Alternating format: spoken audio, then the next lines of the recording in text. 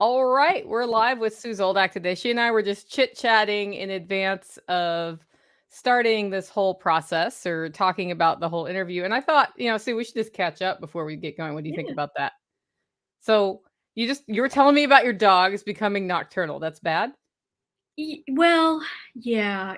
I have two dogs. I mean, we should just, I guess, maybe we should. I should introduce myself. Not we should introduce yourself because everyone knows who you are.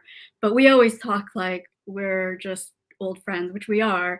And then I like halfway into it, I'm like, oh, by the way, my name's Sue, which is kind of how most of our podcasts go. So maybe I should just say hi. My name is Sue. For those of you guys that don't know me, I've been on the podcast a couple times.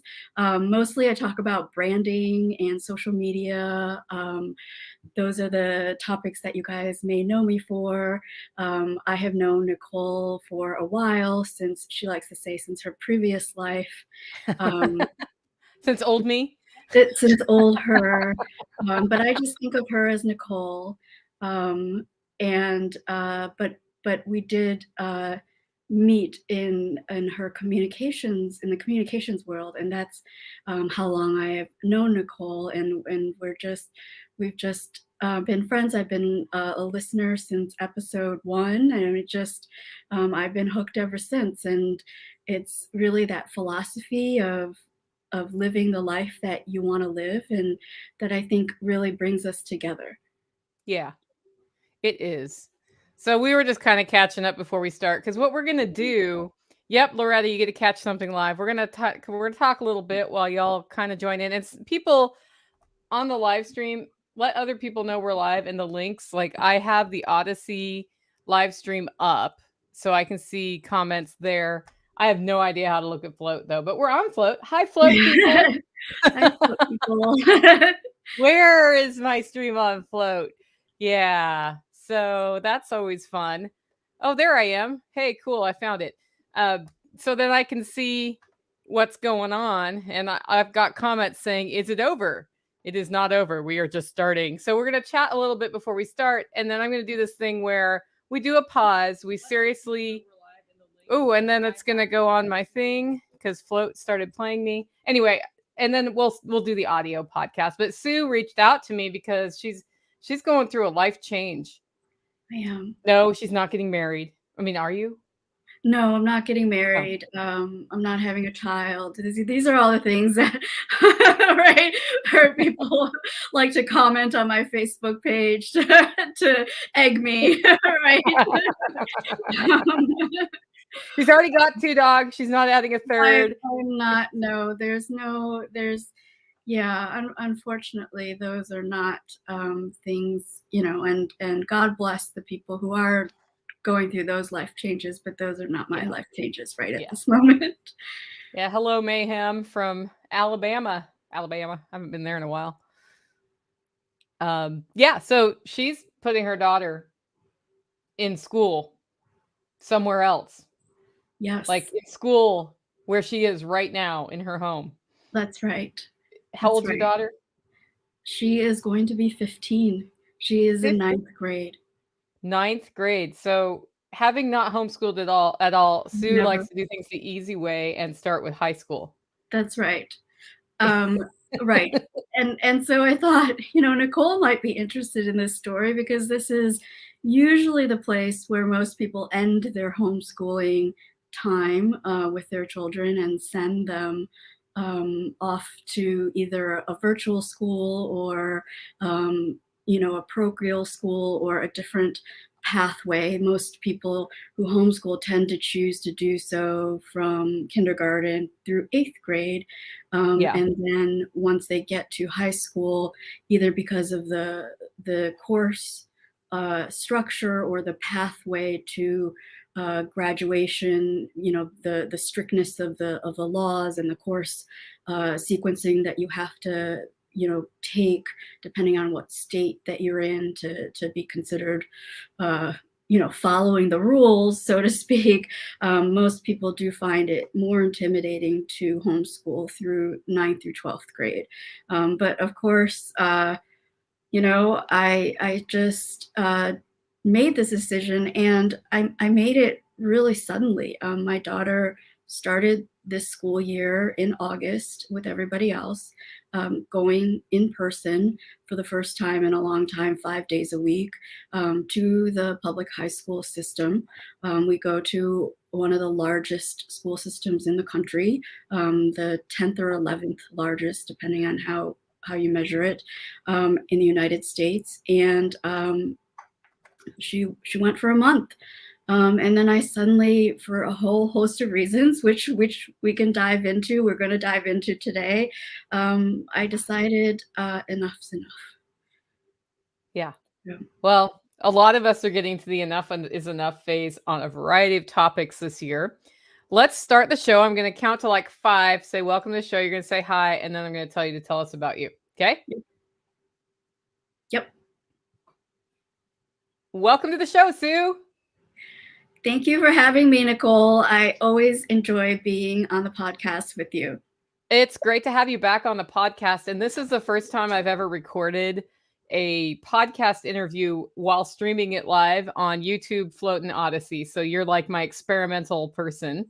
But I think it'll be kind of fun to have questions coming from the audience on the topic we're talking about. Before we jump into that, who is Sue Zoldak, and how did you go from hanging out in a marketing positioning strategy session with me like 5 years ago to sitting on my podcast? Or maybe it was 7 or 8 years ago. It was a long time ago. Oh my gosh. First of all, my staff has started to make fun of me because every single person I introduce them to, I say, here's so-and-so, and I've known them for 10 years. And they say, you can't say that about everyone. It's just literally not possible. But it is.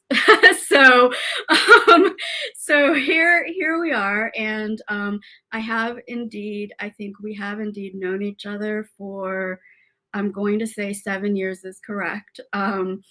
And it goes back to our time when we were both working on a project in Nebraska, and we were both working on a team that was helping an organization there try to pass a piece of legislation. And that is the world that we met in. We are public policy or public affairs strategists.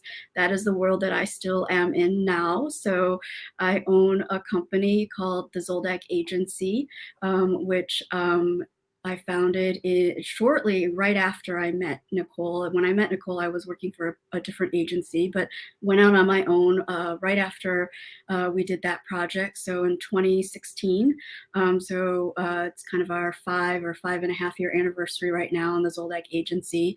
And then in 2019, I founded 2 additional firms, Zoldak Research, which is a public polling firm, and Zoldak Victory, which is more of a political campaign firm. Yeah, so she's running 3 companies, guys, in case you didn't get that. And these aren't like podink. Sue is all by herself with 3 different name companies. She's got staff.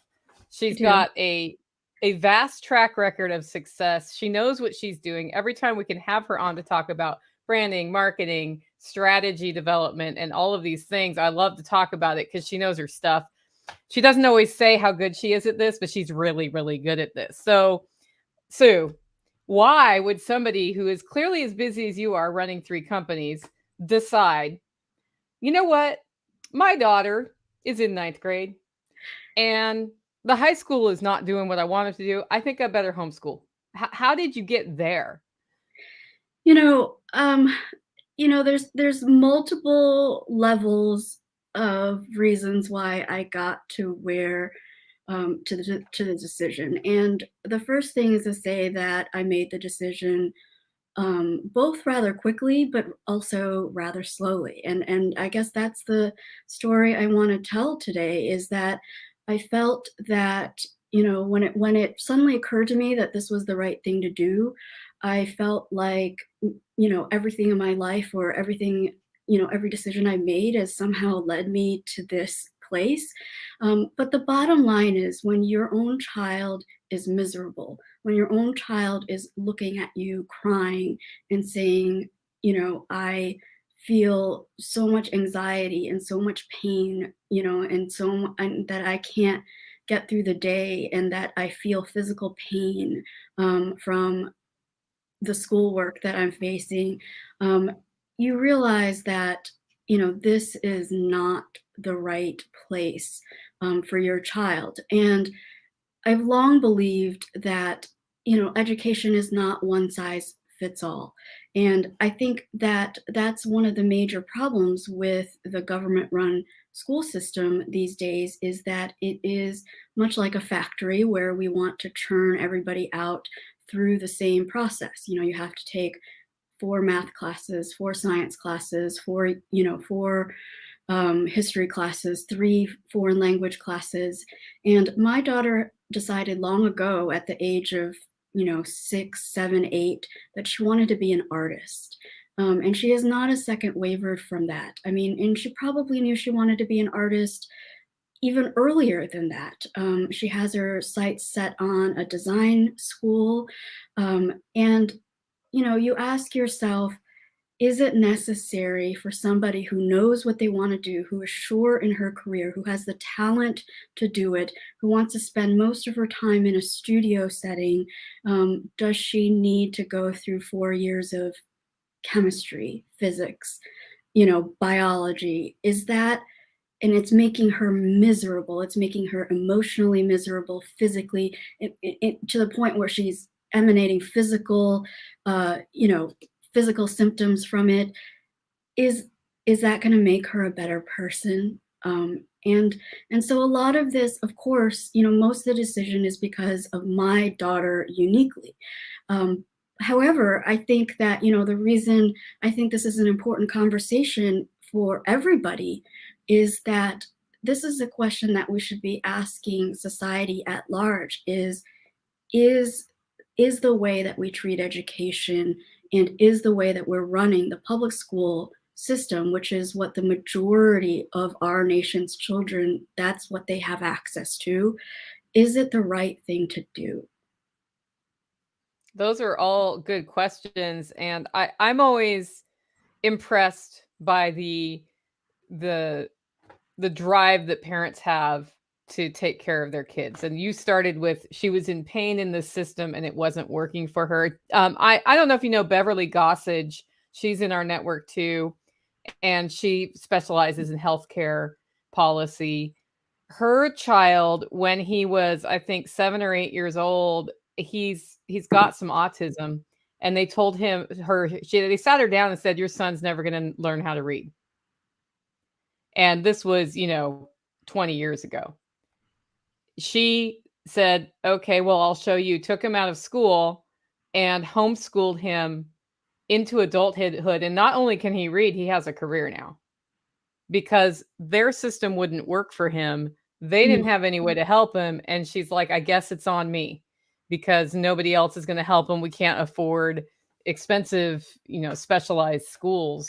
And I think more and more I'm seeing people want to make that jump from traditional government run schools to something more customized, something that's going to better prepare their child for what the world ahead of us is moving towards than the one size fits all curriculum. When you realized I've got to help my daughter, I'm going to take her home. I'm a full-time mom, and this is the number one question I get about homeschooling is how do I do this as a single mom while I'm Right. working? Right. What was your like, had that kept you from making the leap to begin with, A, and then B, once you made the decision, how did you in your head address the fact that you not only work a 40-hour a week job, but you work a much bigger job? More. Yeah. Yeah. Yeah. I mean, right. I you know, I run my businesses. I sit on the board of a think tank. I am the volunteer communications chair of Right Now Women PAC, and we fundraise for women to be elected to Congress, which is a cause I very much believe in. We have a fundraiser that I'm attending on Thursday evening. And as you know, I have, in the last 18 months, founded an extremely loud parent advocacy group in Fairfax County called Do Better FCPS. And We have made a lot of progress in changing the leadership in our local school system, and up into including ending the ending the tenure of our superintendent. So I'm busy. You're so Well, busy. I I'm forgot just one thing. changing the policies in my local area and, I'm also an volunteering. adjunct professor at George Washington University, and I start my class Oh, yeah, I on forgot about Wednesday, that. where I forgot about that one. But that's She's a in badass, really guys. She important. just doesn't say it at the beginning. But the thing is, the thing I guess I was hinting at the beginning, it's all of these things that led me to make this decision a yes as opposed to a no. And, you know, I had been jokingly telling my daughter for a few years now, since seventh grade, you could always homeschool, you could always stay home with mommy, and she had been rolling her eyes and rolling her eyes. And to her, it was like the worst nightmare. It was like, no, no, no. And I also used to joke with her. I used to actually be a math teacher. And this is also another reason that led me to yes, because I understand that for most people, that is the difficulty of homeschooling, especially in the upper grades, is it's daunting to think about homeschooling. My daughter is actually currently in honors algebra 2. So I would be homeschooling her algebra 2 and pre-calculus, and if she chooses calculus. And that is daunting to most. But for me, I actually had a teaching certificate in that, and went to school for that in particular. So I had actually joked with her since seventh grade. I said, this is the class that mommy used to teach, algebra, geometry. Wouldn't it be cool if mommy just took a pause from her job and I went back, got my teaching certificate, and I could be your algebra 1 teacher in seventh grade? And, she was horrified. She said that if I come to school, in seventh grade on the first day, and I walk in and you're the algebra 1 teacher, I will turn around and walk right out. Right? um, but but this has been a running joke in our family for a long time, is that, but this is when our lives intersect. I only have the one child, so I have the luxury of just annoying the one. I don't have to spread my trolling multiple places. I just troll my one daughter. You're really good Right? at trolling your daughter, too. I'm really good at trolling her, right? I've made a lifetime career out of it. And she's like, literally, mom, no, please don't do that to me. That'll be so embarrassing. Eighth grade, I was like, taught geometry for 7 years. I still know the textbook. I could just roll right in. And she's like, no, I think they're good. I don't think they need a geometry teacher. But ninth grade rolled around, and the pandemic, I think, absolutely factored into this. Staying home for a Mhm. year affected every single child in America. I don't care who says what. We've talked about this before. I just hands down believe that this was a traumatic experience for every child in one way or another, but it really affected my daughter in a negative way. Um, I thought she was going to be able to make it going back, but the first month went by and it wasn't going well, and we were talking and talking, and I just kind of said, well, there's homeschooling. And she turned to me and she said, okay. And Okay, I already did thought that she last was, year, kinda. and I thought she was kidding. I said, really? um and and she said, but mommy, you don't have time to do it. And I said, no, mommy has time for this. There is nothing else but this, right? There's If there's anything that, mommy doesn't have time for, it's all the other things that I listed prior to this. But the Mhm. first thing that I have time for is to homeschool you. And I realized then, I mean, that's when it hit me that, I have that degree in mathematics. I tutored great books and humanities throughout college. I have that background. I actually my brother is a lot younger than me. I actually am the person that, tutored him through high school, read every single one of his English books. We had a father that, took us to every Shakespeare play. We actually went to the Stratford Shakespeare Festival every summer in Ontario, Canada. We had to read every Shakespeare play. I mean, humanities and English lit is actually my strong suit, despite the fact that I ended up being a math teacher. And I realized, you know what? Like, this is what I have every single skill to do, is to teach you through high school. I don't even have to think twice about it. And so it just was like within one weekend, I put it all together in my mind, and I was like, absolutely, we can do this, and we're going to do this. And let me tell you, the week that she has been home has been night and day. She's a different person already.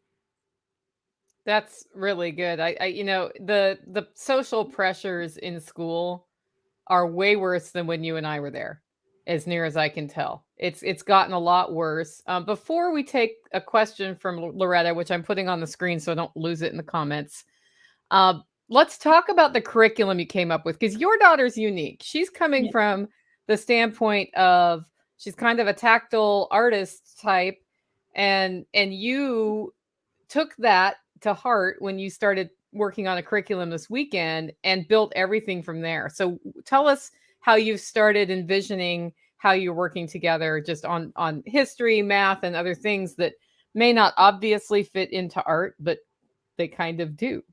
Yeah, and so, I had always, when you're in the public school, they tell you, well, you're not allowed to take AP art history till 11th grade, or you can't take AP economics until you pass through this, and this grade, which are not actually sequential to AP economics, if you know anything about AP Hmm. economics, right? And they give you all these rules, about certain things having to come in certain sequence. They tell you that, in ninth grade, you have to do Virginia government along with world history. Those two things don't even make sense together, right? Yeah. And then in 10th grade, you do US history with Virginia history. I mean, it why, right? Well, like why do those things, why does world history have to be here, there, Virginia's history, economics, art history? Why are things restricted to a certain grade and stuck in a certain sequence, when to me that's completely unorganic, and it's just a mechanical, right? It's just a mechanical process that they have listed out. And Yeah. so for me, really, as a social studies and humanities person, and I see the world in a completely different kind of artistic way, as someone who owns an ad agency. I immediately thought, like, how can I make learning more relevant to my daughter who wants a career in art, right? I've always said, this is a girl I dragged almost kicking and screaming to Paris at the age of 7 to, we walked all for 7 days through every single museum, and I did it in chronological order. So we did the Pompidou Center last. We did the, medieval art first, because it mattered to me that we were looking at things in that historical sense. I mean, I know you can't see it, but on the top shelf of my bookcase, most people don't organize their books this way, but I organize them by the chronology of the time period in which the book is about. So, like Faulkner and Emily Dickinson, and they're where they rest in time, based on the subject matter, with Gatsby in the middle in the 1920s, and at the beginning I have the Peloponnesian War. So I immediately thought, this is how I'm going to teach my daughter. And like, I followed you, so I started writing it out. Like, so I started Yeah. immediately writing it out. Like, I know you're like this too, so I started Yeah. immediately writing it out. and Right and here. like, you're like this too, so I'm like this too. But I mean, like, I'll just hold it up because there's no reason for you guys to be looking at my face this whole time. But I'm grouping her English readings with her history, and I'm breaking up history class to go along with English lit, as opposed to having a separate English curriculum and a separate history curriculum. And so in ninth grade, you know, I've decided that it's about the books that are about, you know, character, humanity, and coming to age. And we're actually starting with The Kite Runner because I think that that's relevant That's to a good what's book. happening today. And so we're going to talk about Afghanistan and the Afghanistan war. And we're going to start there with history, and we're going to read The Kite Runner. We're going to read To Kill a Mockingbird and talk about the Great Depression period of history. We're going to read Come From Away because we actually have tickets to see that in Broadway in New York in December. And we're going to talk about September 11th and that period and tie that into it.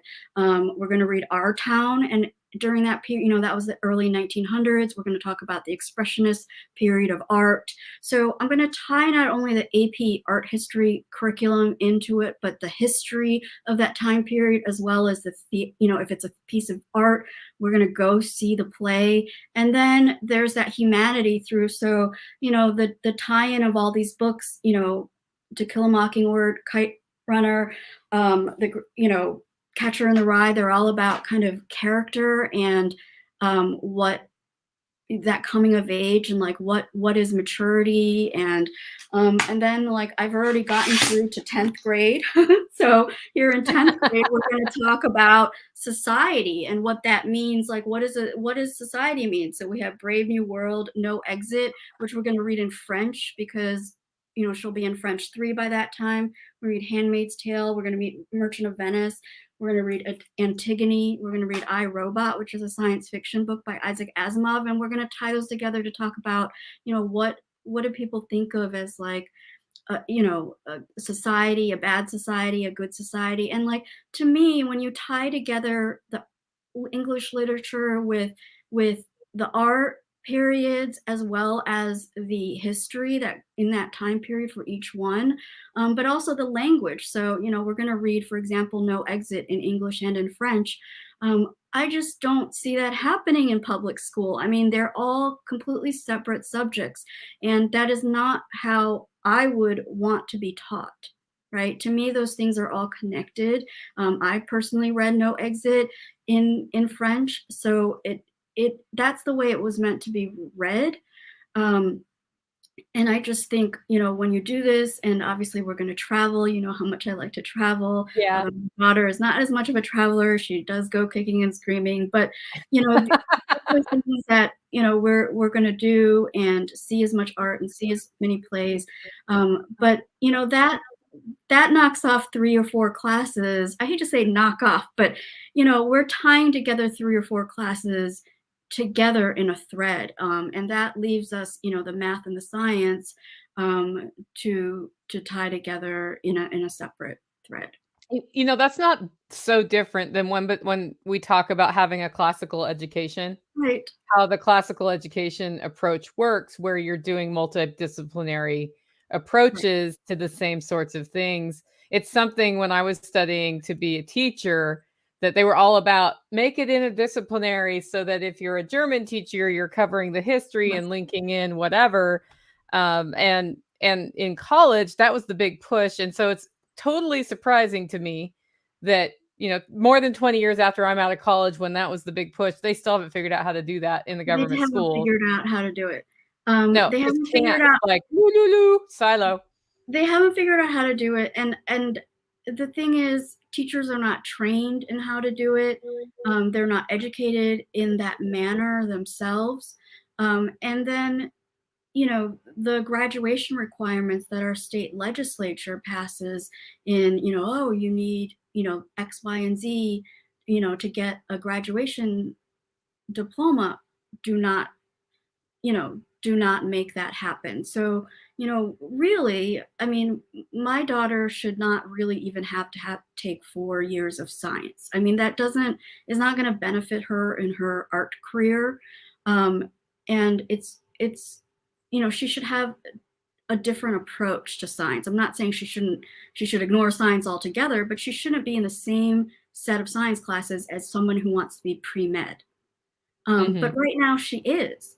And so she's being taught the same exact way. And that is to say, in a very high pressure way, right? Because that teacher is being pressured to teach the same student who wants to go to Harvard pre-med as my daughter who wants to go to a graphic design school. And so it just, obviously she's miserable, right? Yeah, no wonder. Yep. Okay, so let's get to Loretta's question, Let's which is, as a former teacher, what surprised you the most about switching to homeschooling?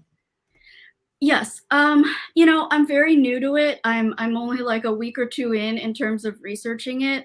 I think that what surprises me the most is that it's actually a positive thing. I mean, I'm lucky to have an extremely supportive community around me, just in the people that I know, the people that I work with, the movement that I happen to be in for work is an extremely supportive school choice and homeschooling environment.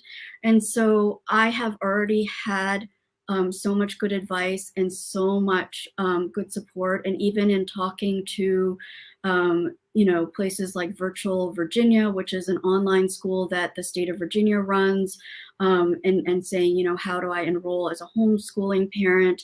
The person said, you know what, it's better if I just call you on the phone and walk you through it instead of an email. I mean, I honestly have been very surprised at how supportive people have been and easy to talk to. And so that's the thing that I would tell parents is that it's nowhere near as intimidating as you think. And despite the fact that I maybe am faster in writing the curriculum than somebody who has never been a teacher before, I think that I don't want to scare people off and say, well, the only reason Sue's able to turn this around like this is because, she knows how to lesson plan. I mean, did I go on Amazon and order my old, green lesson planning book back that I used 20 years ago? Yes. Like I still visualize in a certain way. Did I know which Algebra 2 textbook I wanted to teach from? Definitely. Like I went and specifically sought one out that was from 2000 prior to 2004, which is to say it's one that doesn't say Common Core on the front. And so, I happen to know a little bit more about the policy, the changes in teaching pedagogy than maybe the average person might. But that is not to say that that is necessary, because you can actually go online and order an entire ninth grade kit, for example, and someone will send you a box with every single thing that you need to teach ninth grade at home. I mean, it's it there are actually tons of choices. And if you wanted to teach it from a Christian point of view, a Catholic point of view, a non, secular point of view, if you wanted to, there's, you can have ninth grade, 10th grade, 11th grade in a box. So I happen to be designing a little bit more custom, but if somebody wanted to do that, I was, and I had never even Googled some of these things, like how to teach ninth grade homeschool, until last week. But when I started searching for these things, I realized that the sources are many. And, this is going to be a shock. They're well written and explained well. You want to know why? They're written by people who are teaching their own children. Yeah. So They're written by people with the intention of other people can teach their children with it. right. And so guess what? They actually are really easy to understand instructions, and they don't sound like government websites. Like you compare the website of my own public school and to the website of these homeschool curriculums, and you want to know which website's easier to understand? The one written by homeschool mom. you know? Shock, shock. Hey, I got a It's a comment shocker. over It on was a shock to Odyssey me. from Lone Star Living. It says, "Homeschooled my entire education in the early 90s. It was a huge stigma. My mother homeschooled all 7 of us all the way through high school." So, in the 90s, there was a stigma. Yes. It's funny because Tactical was homeschooled, as was every child in his family. 2 of them are medical professionals now. Right. You It is. you always hear about you can't have a profession if you homeschool. Meh, Oh my wrong. goodness. It is absolutely not a stigma. We have so many people that are homeschooled. And not only that, because of the shift right now in the way colleges are looking for diversity in experience for the people that they admit, and they're shifting away from things like standardized test scores, transcripts, were you a football player, things like that. They're actually looking for people, anybody, they're shifting through all their applicants saying, please let me find somebody that's different, that had a different experience, because they're tired of rubber stamping the same person with the same SAT score and the same transcript over and over again. And so there is, if anything, a slight advantage to a homeschooled child in getting into a traditional four-year college right now, because they can showcase a whole portfolio, like we're talking about, a comprehensive interdisciplinary portfolio of work, that no other child has. And, my daughter can still take the SAT with her cohort and with her public school, and of course she can do all of those things. But those things are slowly being so de-emphasized that there is not only no social stigma that's absolutely gone, but there's also no, kind of, there's no stigma. A lot of people ask, like, well, my own daughter asked that, like, will I be able to still go to college? I mean, that's what a lot of people ask about homeschooling in the upper grades. And yes, she's going to be able to go to college Yeah, if she wants to. if she Yeah, wants to. the funny thing is when you said this, you're like, I don't even care if she goes to college. I I just don't. want her to be successful. Like, I just want her to be happy and do the job that she wants to do. However she gets there is fine with me. yeah. Well, it's funny because a lot of parents, when faced with a child who wants to be an artist, would freak out. You're like, bring it. I see so many opportunities for an artist in this world, and I think it's very fortunate your daughter was born to you, who can see that, because a lot of Yes people and hear no. that and they think, like, poor for the rest of their lives, not able to take care of themselves, but that's absolutely not the case. I can't tell you how happy I am on a commercial level when somebody can give me art that I need, that I can't do, in just a couple of days, and I'm like, "Wow, you're Well, awesome."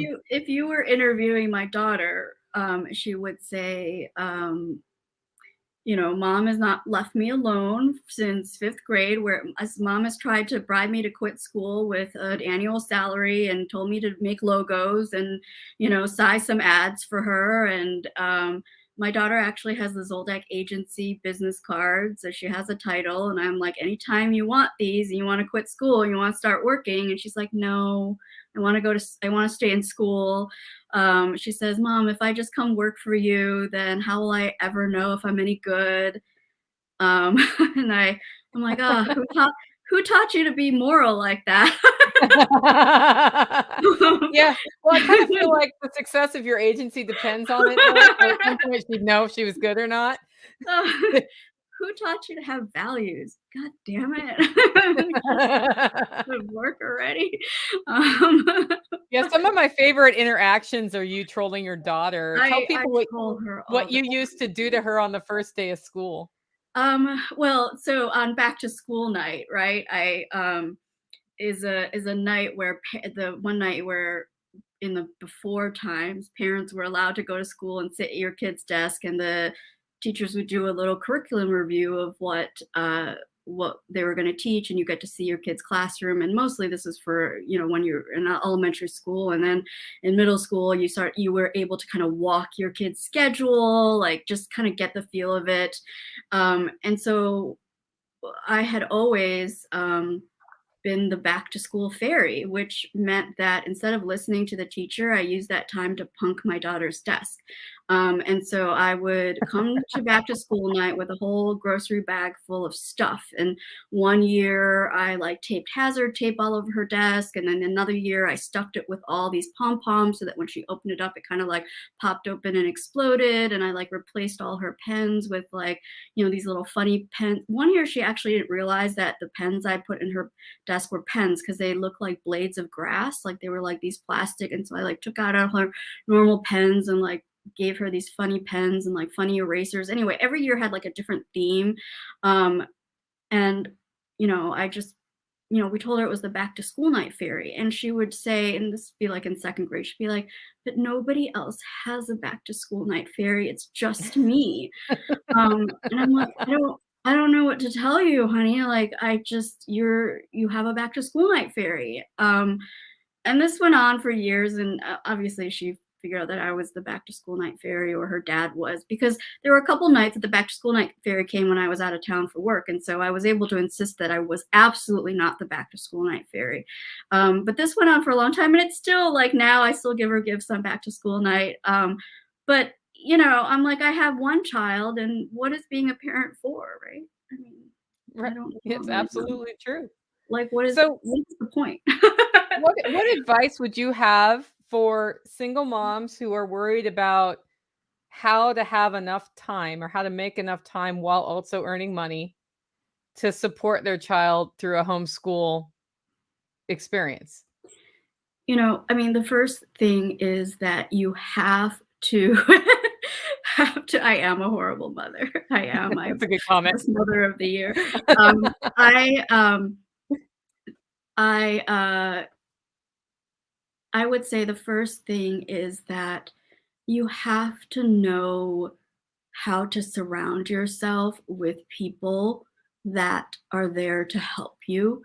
And so when I'm running a business, for example, a lot of leaders um, like to keep things to themselves, and they don't like to assign work away, or they like to take credit for work, or they don't like to share how they do things. They don't like to teach because they don't want their own staff to get smarter than them or as good as them, because they feel threatened by that. But when I started my own company, I say to every staff member that I hire and every team member, whether they're just a contractor, whoever, that I run my business like a teaching hospital. I say out loud everything that I'm doing. We go through things. Everything is a learning experience, right? So at a teaching hospital, the difference between a teaching hospital and a regular hospital is that a teaching hospital, every surgeon or whatever just does their thing, and they don't say anything. They don't look up from their work. Right? You don't have to explain to everybody else. You don't have to give them the rationale of why you're making this cut versus that cut. At a teaching hospital, you have to explain everything that you're doing, give a rationale, and not only that, you have to quiz the people around you, and you have to hand over the scalpel, right? You have to let it go. And so that's how I treat the people around me, to say, my biggest wish is for me to be useless at work, meaning that for them to be able to run a client call, or them to be able to run a project with the least amount of my help as possible. Because if I have to be on everything, then I can't do all these things that I'm doing. And that's how I do all the things that I'm doing. Because people think, how do you possibly? Well, the reason is because I enable people to learn from me, and they're able to say, I know what Sue would want to happen here, so I'm just going to tell you what that is. And if they're good, they're correct, right? Yeah. And then I come back and I say, that's fantastic. I can now go back and get a cup of coffee and just check it. But I'm not, then I go and do my, whatever it is. I'm homeschooling, I'm this, I'm that. I'm working on my class that I teach, and, the trains keep on running without me. So my desire is that all these things go forth. And this is why I teach a class at GW, because I want what I know to be passed on, right? That's the only way I will ever retire, right? Is if somebody else can do what I do. And so that's the key to doing everything, is that, and that goes around to your own household, right? If you don't teach someone to do the laundry, then you're doing the laundry, right? Or if you Yeah. don't teach someone how to cook, you're doing the cooking. If you don't, it's that's the truth of it all. So it's, as long as you can pass on what you know and have people understand what your expectations are, then that's how you can accomplish all these things. But what I know intimidates a lot of people about teaching the upper schools is they think, oh my God, how can that be so much time? But the thing is, my daughter's 15. She actually doesn't need, like a first grader to be lectured to all day or managed all day, right? She's in her room right now, like working on a painting, that she's finishing, but also, you know, she's reading The Kite Runner and taking notes, and also, you know, searching online for articles about Afghanistan. That's what I told her. I told her she had to get to a certain page by Friday, and that's what she's doing. I don't need to look over her shoulder right now to make sure that she's doing that. We have a small discussion every evening over lunch and dinner. So not only are we just now eating more meals together because she's home for lunch, you know, she's actually much more active and much more engaged, and she's not exhausted, and I'm having more conversations with her. And every night at dinner, I'm able, you know, we're able to have these bigger picture conversations. Like, do you believe in fate? You know, what do you think of this? And we talk about, you know, what plays we're going to see and how these things tie together. And now we're able to tie all the different things that we're going to do together, but we can do that over a meal. And it doesn't have to be this regimented, you know, she's not sitting in front of me for 55 minutes for history and then 55 minutes for English and then 55 minutes for math, right? It's not going to Yeah. be that she's in front of me for 3 hours a day. Yeah, no, I know somebody in another state who took the state requirements for homeschooling so seriously that it said X hours of instruction per day. And they took that to mean mom lecturing child rather than if we are learning how to measure things and do fractions while we're doing that, that's instruction while we bake a cake.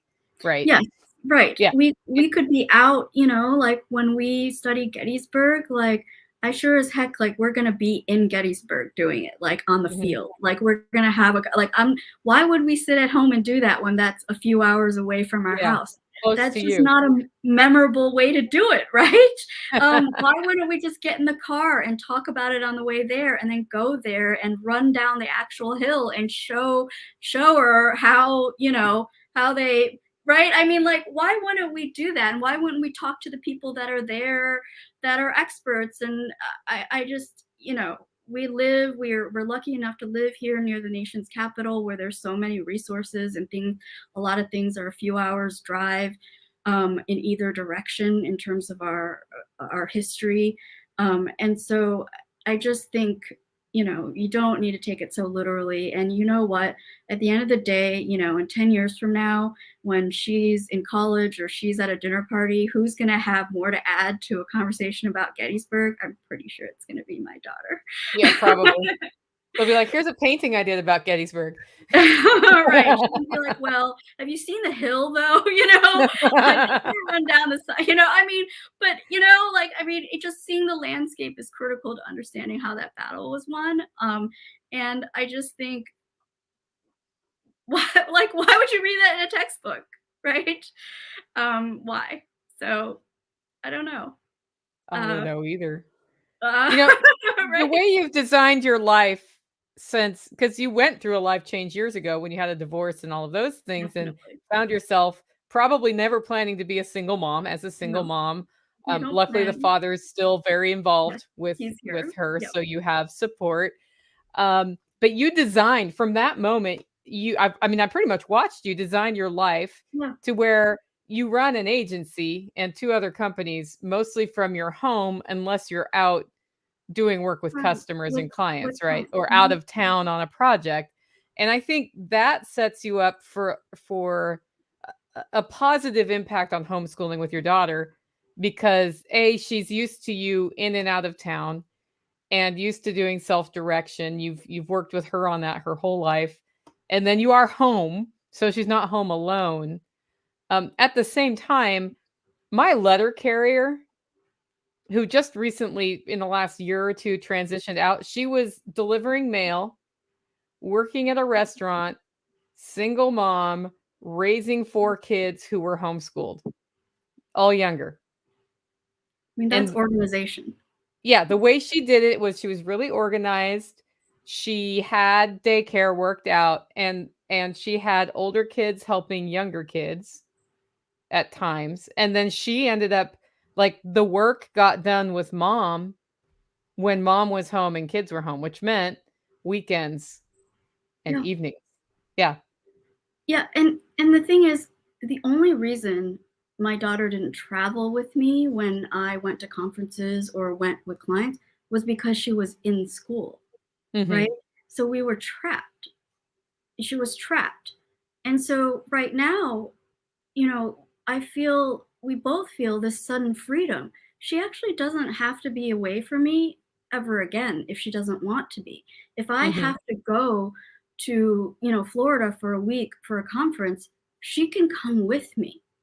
You know? I Yeah. mean, there's no reason for her not to go with me and be there in the hotel and still have access to me on a daily basis, for an hour a day while I'm there. And, because she's close to being an adult. I mean, that's the thing. I mean, she's old enough to sit in the lobby of a hotel, have a Coke, and do her homework, without being supervised. That's, again, the benefit of me having a high schooler, right? I mean, if Right. she was 8, I couldn't do that, but she's 15. I mean, I trust her to sit by a pool and order a hot dog, right? I mean, she can Right. do all these things. But that's also partially because we have always made sure that she was well traveled since she was born. And I think that is something that we really emphasized, and that now is working out to our benefit, because we were always a family that said to her, you need to understand how an airport works, how a train station works, how public transportation works, how restaurants work. And we've been traveling with her since she was 6 months old. And so I believe that I could drop her in the middle of New York City and tell her to get back to the hotel, and she would be able to do such, if I had to, if she had to, because we made sure of it. And she's not, she's capable of reading a metro map and an airport gate map and all those things, because I never just allowed her to follow me blindly. I said, look at this. Like, do you know how to get us from here to there if suddenly something happened to me and you had to do this yourself? And so that's why I believe that I could travel with her. And even if I was in a meeting all day, that she would be fine, walking around a town by herself and getting lunch and studying and meeting me back at the hotel. So, the beauty of it is we can be wherever we want to be. Yeah. And I think that's the flexibility of homeschool. It's great. We've got two Yeah, three-legged cat says, my parents questioned our decision for years, but now that they can go stay at their house for a week on a whim, they realize it's a good thing, among other things. absolutely. Have you been facing some judgment for your decision at all? And what advice do you have for people who, when you decide to homeschool, everybody has an opinion about your decision? What would you have as advice for parents about that? It's, again, I'm new to this, and this is kind of like, this is my first outing of myself with you with this podcast, of telling the world that I'm doing it. Obviously, I've told my immediate family, and it's ironic, the people who say, how could you possibly think you have time to do that? It's the thing is, like I said at the beginning, if I don't have time for my own daughter, then I've designed my entire life incorrectly and I have all of the wrong priorities. And so and I do understand, again, that I have the privilege of running my own business and being my own boss. And I recognize all of those things as privileges and that I don't take for granted. Um, but I do believe that, like I said, that everything happens for a reason, and that I arrived here at this point with those capabilities, my teaching capabilities, my math background, my humanities background, my love for art as much as my daughter loves art. I think all these things fit together for a reason. I do believe in fate. I do believe, that certain things are meant to be. And that's what I tell people who have doubts. I say, well, maybe you don't believe in fate as much as I do, but I believe that when certain things feel right, and I believe that this was meant to be, then, I have no doubt that this was the right choice. That's great. Okay, I have one last question because we're running out of time. This is from Ken Yes. over on the Float channel. He says, what kind of outside support do you look for in your homeschooling, if any? Definitely outside support, and that is several things.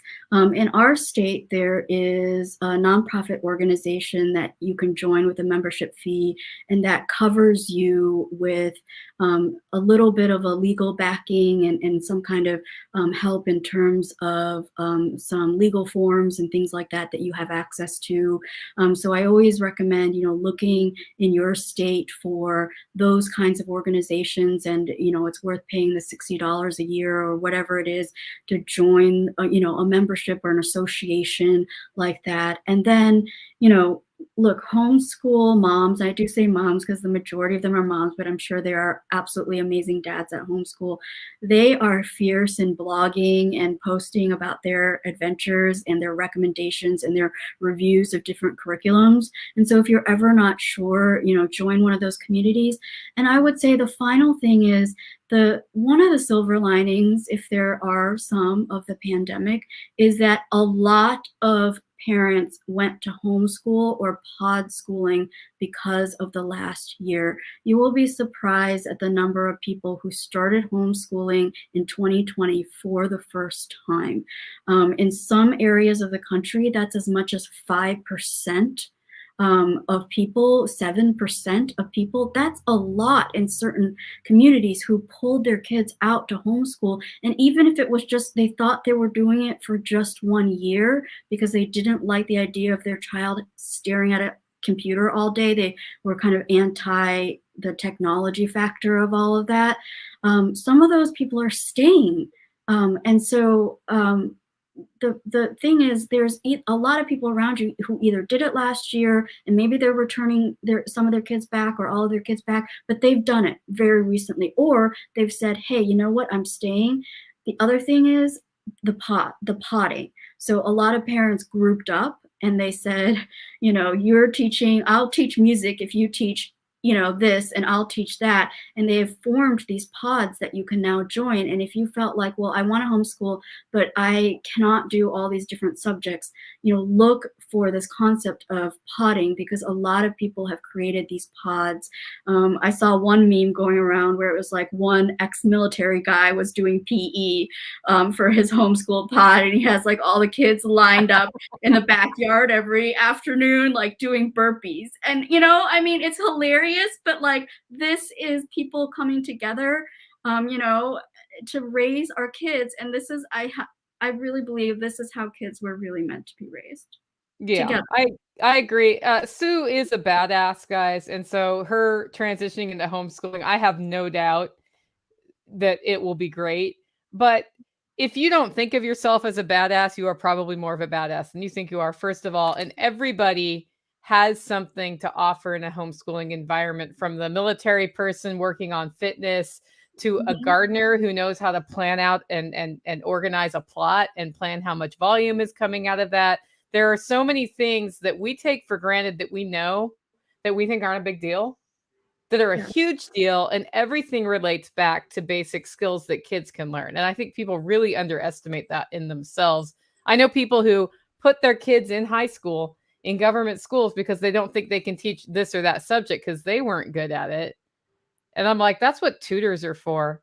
That's what homeschool pods are for. If you and probably you can, you just don't know it. Like, And somebody gave you there's a complex in the government school is what happened there. really, and you also have to ask yourself, is that a subject that your child really needs at that level? Um, Yeah. and the thing is, there's so many online resources where, like in our state, like I said, there's a certified teacher that will teach just that one class online to your child, because you're homeschooling and you can't teach chemistry. Well, very few people can teach AP chemistry to their child.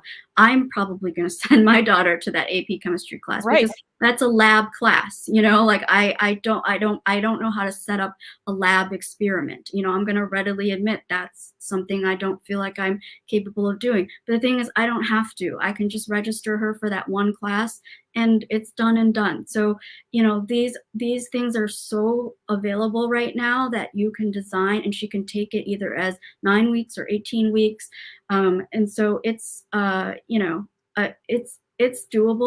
But the important thing is what I was saying to Nicole, which was the reason I brought myself to her and said, "Do you want to hear this story?" Is because I feel like I'm living the life and that we are living the life that we want to live now. And I think, that's always Yeah. been Nicole's mantra. And I feel like finally it's all become clear in my mind that, we're designing the life that we want to live. Yeah. You're living the life you want to live on your terms, and people can Exactly. go where they need to go if they don't Yep. like it, right? Well, Yep. I mean, public school is for some people, this is for us, and it's just the freedom to make that choice is what makes things great. Yep. I agree. Well, Sue, thanks for being on the show today. Yay. I'm going to end the broadcast, guys. Thanks for joining the live stream and for all of your comments. Don't listen to them. Loretta's having fun. Right. I'm living free in DC. Living free in DC. When's that podcast coming out, Sue? Great. Well, thanks for making time to be on. It'll be fun to hear back from you in about a year to see how things went. And Absolutely. anybody who's thinking about homeschooling and hesitant, just, I hope we can help you get rid of some of that anxiety with this one and start thinking about ways you can do stuff rather than reasons you can't. Talk to you later.